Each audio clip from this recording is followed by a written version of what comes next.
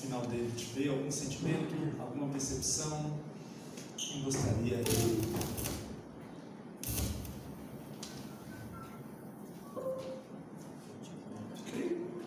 Geralmente sentimento é uma palavra, fica fácil de falar, né? Qual o sentimento?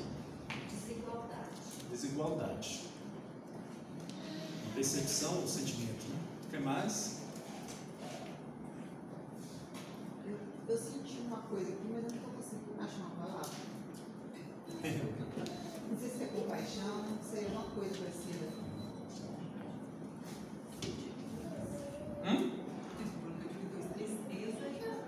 Tristeza e compaixão. Tristeza e compaixão de qual criança? Vocês trabalharam tudo, né? Tristeza e compaixão só do trabalhador. É, e das crianças ricas, né? As da cidade, lá da área rural lá, todas elas estão trabalhando desde cedo.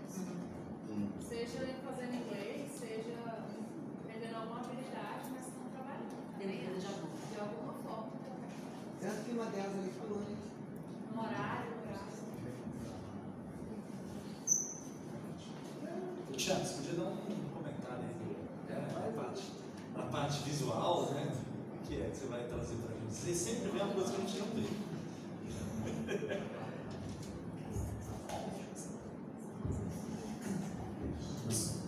Vocês são os que vão falar sobre os Vingadores. É. Eu sou abaixo do audiovisual, né? Acho que o bacana, né, dessa oportunidade que a gente tem aqui como igreja, de falar sobre um assunto, porque alguém, né, se disponibilizou a pegar uma câmera e trazer essa informação não só para a realidade do povo de São Paulo, daqueles meninos, não só para a realidade do pessoal da Bahia, não só para a realidade da cultura audiovisual, mas para pensar mesmo, quem geralmente faz esse tipo de matéria, né, esse tipo de produto, faz para gerar um debate, né, para falar, e aí, né, o que a gente pode fazer com tudo isso que a gente viu, né? Porque não tem uma resposta aqui, né? É um produto que não acabou, né? Ali, a história continua.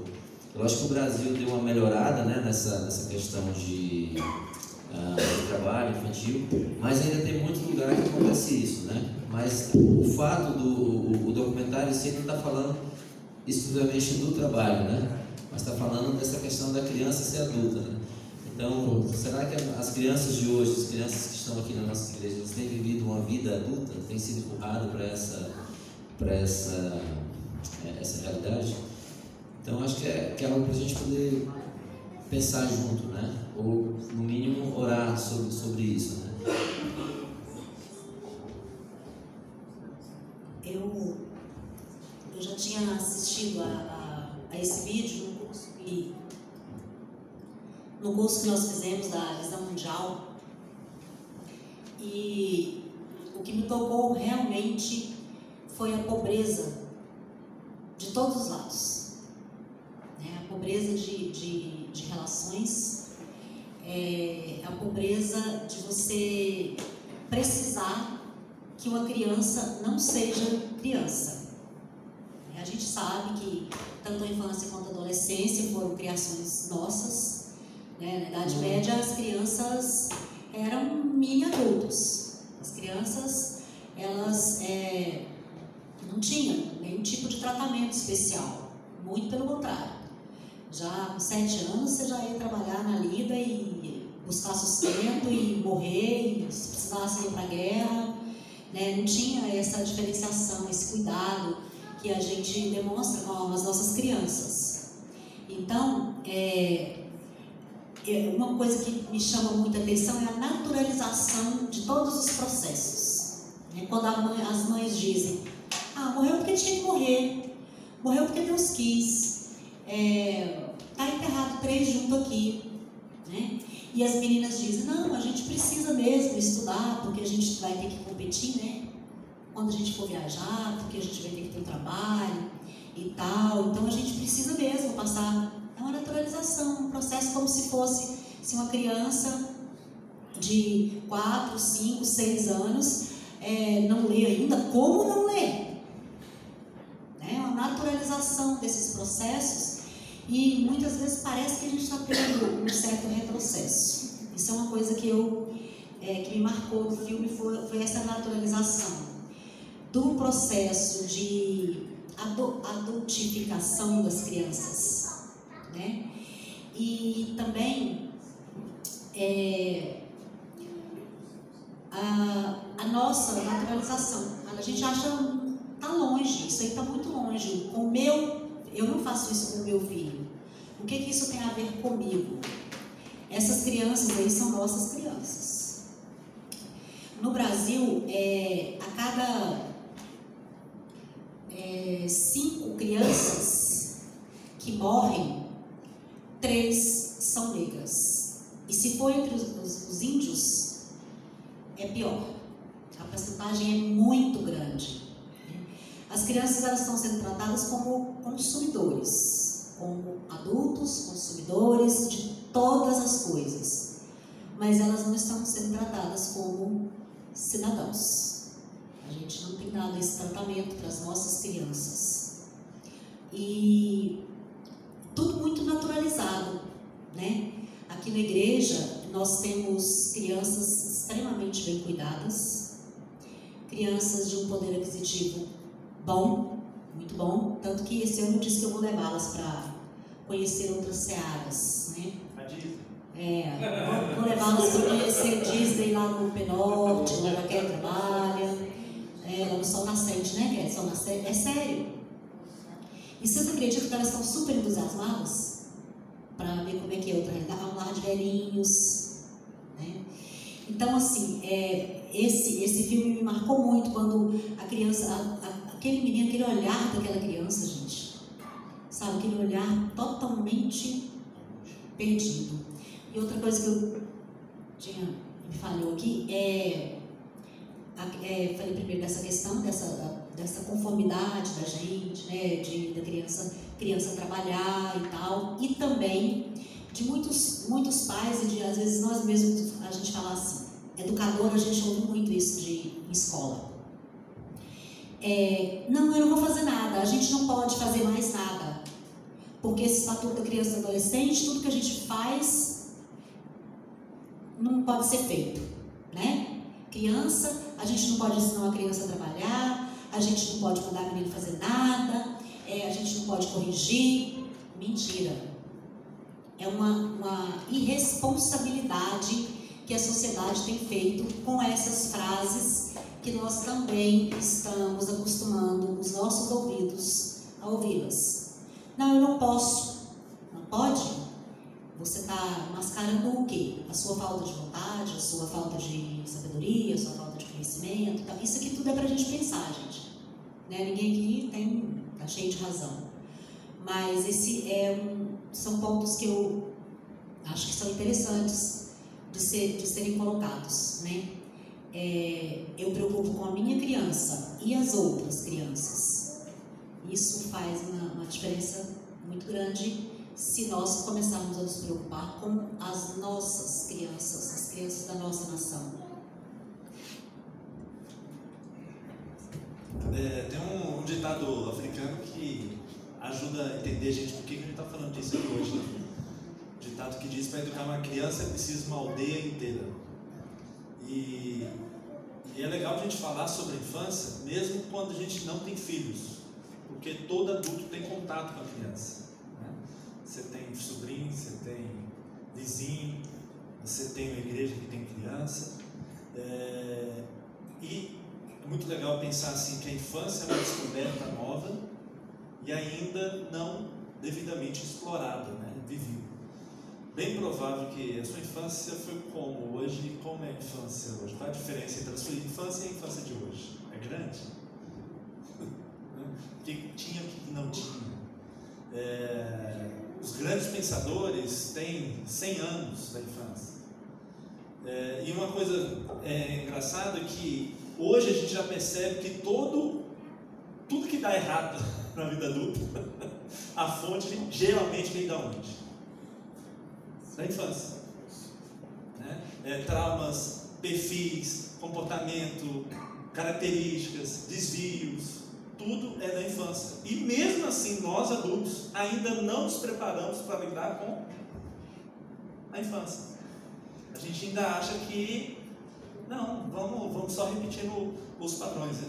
E é bem interessante que às vezes a gente não para literalmente para repensar a forma como a gente lida, vê a criança. Quer ver uma coisa? Chega um adulto com uma criança, a gente cumprimenta quem? O adulto. E a criança está o que pra gente? Às vezes a gente vai contar quantas pessoas tem aqui. Se tiver 10 adultos e 20 crianças, a gente vai falar que tem quantas pessoas? Não, tinha 10 pessoas. Fora crianças e mulheres. Fora as crianças e as mulheres. As mulheres eram tiradas antes, a gente já colocou as mulheres. Avanço grande, a gente já está contando as mulheres. Então, essa percepção da história de sempre negar a infância, e hoje a gente nega a infância e a criança. A criança, a gente dá muita coisa para ela, a gente dá, paga as melhores escolas, que foi uma grande conquista, mas não consegue ver a criança como gente, como o ser que ela é. E isso é uma mudança de comportamento. Por exemplo, eu não cumprimentava as crianças, hoje eu tento me lembrar de cumprimentar. Hoje eu tento olhar no olho, perguntar o nome, porque como você se sente quando você está do lado de alguém, a pessoa vem e cumprimenta você e não cumprimenta, ou cumprimenta outra pessoa e não cumprimenta você, como você se sente? Outra questão que eu fico me pensando muito hoje da infância é a gente tem um olhar como se a infância tivesse estragada e nós adultos tivéssemos que consertar. E o que mais está descobrindo é que quem estraga a criança são os adultos. É a forma como a gente interfere no desenvolvimento dela que gera as maiores complicações. É o contrário. Então, esse negócio de que a criança precisa ser punida, a criança é incapaz, a criança não sabe, não, a criança está aprendendo, a criança está desenvolvendo. Então, uma pessoa que está aprendendo, ela precisa ser ensinada ou punida? Se você está aprendendo a dirigir, o que você precisa? Autoescola ou Detran? Não dá para ensinar através da punição. Hã? Não dá para ensinar através da punição, não. E aí, dá para ensinar através da punição?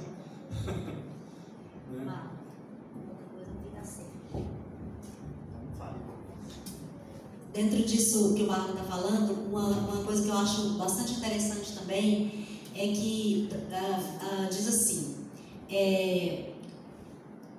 eu vou fazer isso porque eu quero ser alguém, né? Eu quero ser alguém. Quando eu crescer, eu quero ser alguém. Não, você tem que fazer isso porque você precisa ser alguém na vida. Então é um eterno vir a ser. As crianças, elas não virão a ser, elas são pessoas. Entende a diferença? A gente não, eu não gosto dessa história de falar assim, o que você vai ser? Não, eles são e são maravilhosos e tem coisas incríveis para nos ensinar, mas o nosso olhar, sabe, eu percebo que o olhar da gente precisa mudar para muitas coisas, mas eu sinto também que nós como sociedade, né, e tal, que a gente está falando como povo, a gente rouba muita coisa das crianças. Isso que o Marco está dizendo, não só nessa questão da correção, eu mesmo já fiz coisas horríveis, chinelada, dei umas boas chineladas no Heitor, falava assim, filho, acabou a pedagogia e a psicologia da mamãe. Agora, a mamãe, tem que confessar, né, é verdade, agora a mamãe vai usar a chinela de couro, 3 chineladas de couro. Pense, às vezes quando elas estão dando birra, gritando e fazendo o maior escândalo na face da terra, a gente quer corrigir o bichinho. Está em condições de fazer algum tipo de correção? E aí, como cristão, você fala assim, não, mas eu tenho que usar a vara, a Bíblia diz que eu tenho que usar a vara. O que é a vara? Para mim, a vara Hoje, para mim, a vara é muito mais coisa do que umas varadas mesmo, sabe por quê? Eu conheço crianças que recebeu muita varada e trabalho com eles lá, com 15, 16, 17, 18, agora estão levando varada em outros locais que não são dentro de casa. Não resolveu, né? Levava varada para não fugir e agora tem 3, 4 meninos com 16, 17 anos. Eu trabalho na Ceilândia com adolescentes, né? Eu sou professora de escola pública e trabalho tarde e noite. Hoje em dia, naturalizou-se também que as crianças podem estudar, quase criança, né? Com 13, com 15 anos, eles já podem agora fazer EJA, estudar à noite, né? O sistema não deu conta deles de dia, como crianças, né, até essa idade, e eles vão para a noite. E ali é uma outra realidade. Eu trabalho também à noite. Esse vir a ser, ele significa que não se é. E as crianças são, né? E uma coisa também muito interessante são os sonhos. Vocês perceberam que tanto as crianças lá na Bahia que trabalham, né, em trabalhos, eles sabem que aquilo ali não é coisa de criança fazer. Eles sabem que aquilo ali está atrapalhando para que eles alcancem outros objetivos, mas eles têm sonhos. Um deles disse: olha, eu quero sair daqui, eu quero conhecer outros lugares. E as meninas também. Uma outra coisa que eu percebi no documentário talvez, né, seja esse meu olhar, mas assim, vocês perceberam que lá o trabalho foi feito só com meninos. E cá o trabalho foi feito só com meninas, né? Nós temos também esse problema. Os meninos, mesmo eu sou mãe de menino, né? Heitor. Os meninos, mesmo do nosso lado de cá, eles são um pouco marginalizados, como aqueles que estudam menos, que têm menos interesse por aquilo que é sério, bem menos que as meninas. Eu não sei se vocês perceberam também esse olhar. Eu acho que o olhar da cineasta, ele... Desculpa, mas eu acho que ele foi um pouco preconceituoso, né? Porque lá também tem meninas que trabalham assim, porém, com a diferença cultural de que os pais daquela região, foi apenas uma região, né? Os documentário focou na Bahia. Os homens é que têm que buscar o sustento. As mulheres praticamente ficam para ter 23 filhos, né, dentro de casa. A gente tem que encerrar, né? Alguém queria fazer uma pergunta, um comentário, algo que tá aí? Ai, queimando o coração? Não, ninguém, gente. Alguém gostou do documentário, gente? Legal? Ah, tá bom. Tem uma última pergunta aqui no nosso papelzinho, que é o seguinte: o que estamos fazendo hoje que daqui 20 anos vão achar um absurdo? O que a gente está fazendo com as crianças hoje? Porque esse documentário é da década de 90, né? Legal isso. Assim. As roupas eram massas, né? As novelas, todo mundo assistia essa novela, todo mundo estava acompanhando. Não existia iPad. Não tinha iPad, não tinha Netflix. As crianças hoje não assistem mais televisão aberta, né? Não tem mais trash. Mas o que a gente tem hoje, que daqui 20 anos vão fazer um documentário, eles vão assistir e vão falar assim: não é possível que deixava uma criança assistir trash. Sem problema. Todo mundo sobreviveu, gente? Todo, pelo menos a minha ficou assim.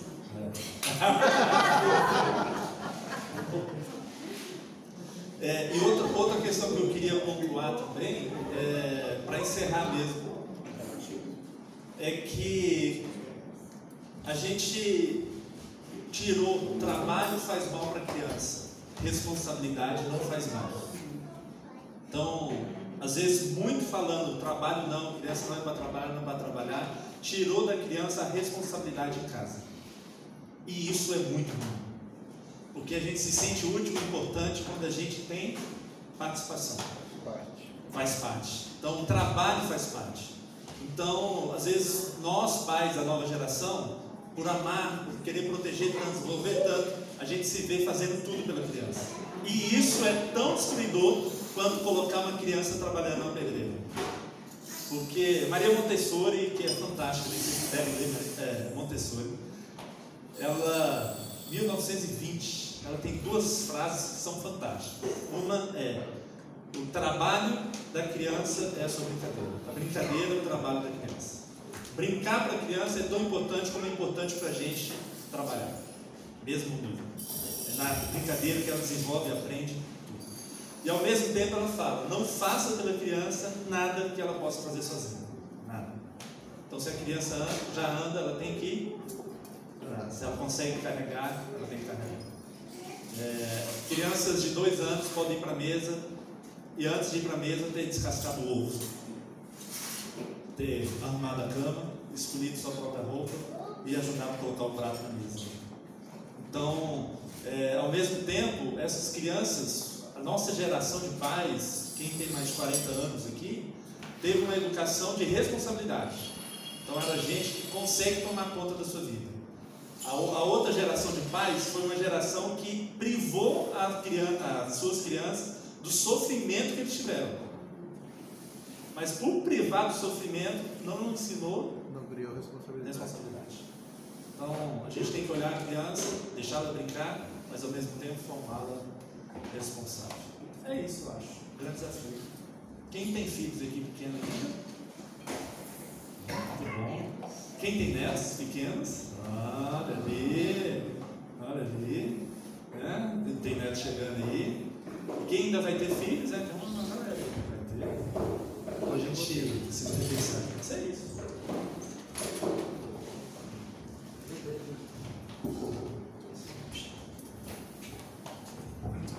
Beleza, galera. O legal do audiovisual é isso, né? Você poder comentar, poder criticar a obra também, né? E gerar um pensamento, né? A gente pensar sobre o que foi falado, né? É muito legal quando a gente assiste um filme e sai com esse filme na cabeça, ele vem trabalhando as nossas ideias, né? É uma ferramenta ótima de comunicação, né? E o Marlon e a Sandra, né, entendem do assunto, né? Vê com essa perspectiva, né? Pode ser que alguém aqui tenha uma opinião diferente, natural, né? E aí é isso que a gente quer gerar com esse produto audiovisual, né? Que a gente possa pensar sobre ele, né? Então é isso, né? A gente vai tentando achar o formato, os produtos que sejam relevantes para a gente conversar sobre, né? É importante para a vida da gente, né? Como foi dito, se você tem criança ou não agora, você sabe que as crianças estão próximas, estão sempre com a gente, né? Então vamos orar e agradecer aí por essas crianças e agradecer também por a gente ter tido essa oportunidade aqui, amém? Senhor, muito obrigado, Pai, por esse momento, por esse dia, por essa noite aqui, Pai. Em nome de Jesus, Pai, que mais do que nunca a gente possa sair daqui realmente transformados, Pai, sabe? Com a mente transformada em relação a alguma coisa que o Senhor falou com a gente aqui, Pai. Então nessa noite eu agradeço muito, Pai, pela presença de todos aqui, pela vida de cada um, que o Senhor possa levar também em segurança para casa, Pai. Cada caminho, cada um que vai seguir o seu caminho aqui. Em nome de Jesus, Pai, que a gente possa estar mais próximo, mais juntos mesmo, Pai. Sabe, da vida do outro, andar e caminhar juntos aqui, Pai. Em nome de Jesus, Pai. Muito obrigado por tudo, Pai. Amém. Um abraço aí, um beijo bem forte aí na galera aí.